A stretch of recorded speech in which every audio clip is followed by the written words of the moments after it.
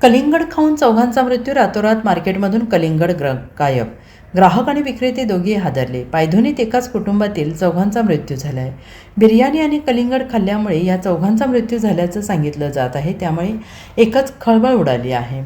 या घटनेचा वेगवेगळ्या अँगलने तपास करण्यात येत असलं तरी ग्राहक आणि विक्रेत्यांमध्ये कलिंगडाची धास्ती बसली आहे. ती एवढी की पायधुनीच्या मार्केटमधून रातोरात कलिंगड गायब झाले आहेत. एकही कलिंगड विक्रीला आलेलं नाही, त्यामुळे आश्चर्य व्यक्त केलं जात आहे. तसेच ग्राहकही कलिंगड मागायला येत नसल्याचं विक्रेत्यांनी म्हटलं आहे. कलिंगडामुळे भयानक घटना घडली आणि त्यामुळे भीतीपोटी आम्ही कलिंगड विकत नसल्याचं फळ विक्रेत्यांचं म्हणणं आहे.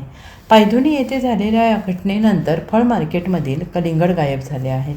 कलिंगडाबद्दल अफवा पसरल्यानंतर पायधुनी आणि नळ बाजारातील फळ विक्रेत्यांनी सावध भूमिका घेतली आहे.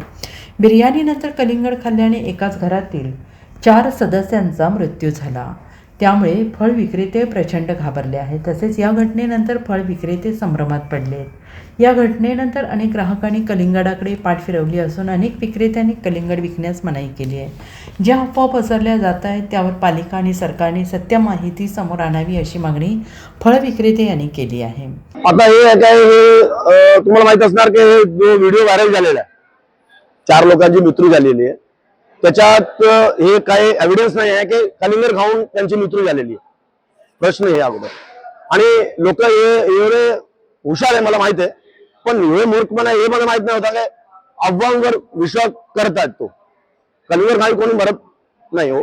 मी नियमित खातो आणि आमची गाड्या पण येतात. आमचा जॉबा रोडवेज म्हणून आहे, आमचा मोठे भाऊ रणबीर सिंग ढिल्लो पण आहे. रेग्युलर मी कलिंगड आणतो आणि खातो पण. व्यापारावर परिणाम झाला या लई प्रमाण झालेला. अर्धा बाहेर गाड्या सगळ्या लाईन लागलेली आहे. इथून माल विकणार नाही तर गाड्या आत कशा आहे ना मला सांगा ना. याच्यात हे व्हिडिओ व्हायरल झाल्यानंतर सगळ्यांच्या पोटावर पाय टाकलेला आहे. किती कर्मचारी असतील असे? आता लाखो कर्मचारी असणार हो सर. लोडिंग वाले आहे, अनलोडिंग वाले आहे, ते पार्टीवाले आहे जो माल घेऊन जातात, गाड्यात टाकतात, टेम्पो लोडिंग करतात.